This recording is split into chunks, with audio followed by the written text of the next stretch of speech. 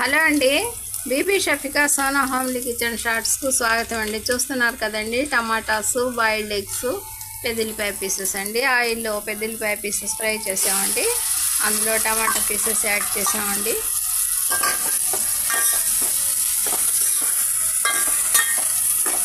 ఇప్పుడు మనం boiled egg curry తయారు చేస్తున్నామండి. చూడండి,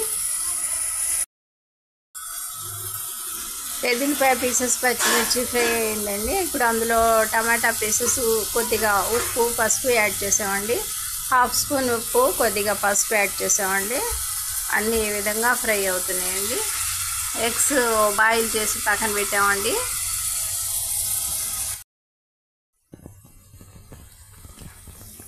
టమాటాస్ బాగా పేస్ట్ లాగా తయారయ్యాయండి. ఇప్పుడు ఇందులో మనం కొద్దిగా కోకో పౌడర్ యాడ్ చేసామండి. కోకో పౌడర్ యాడ్ చేసాం కదండి.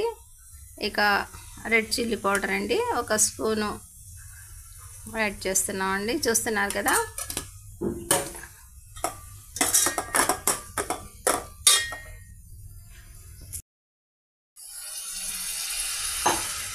కొద్దిగా వాటర్ యాడ్ చేసామండి. ఇక అన్నీ మిక్స్ అయ్యి ఈ విధంగా కుక్ అవుతున్నాయండి.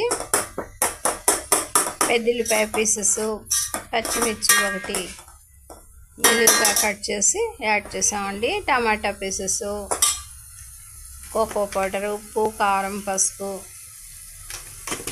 ఉప్పు కొద్దిగా హెచ్చు తగ్గులు చూసుకొని యాడ్ చేసామండి. ఇక మనం బాయిల్ చేసిన ఎగ్స్ని ఒకటిగా అందులో యాడ్ చేసేద్దామండి. వెరీ సింపుల్ ప్రాసెస్తో మన ఈ బాయిల్డ్ ఎగ్ రెడీ అయిపోయిందండి. చూస్తున్నారు కదా,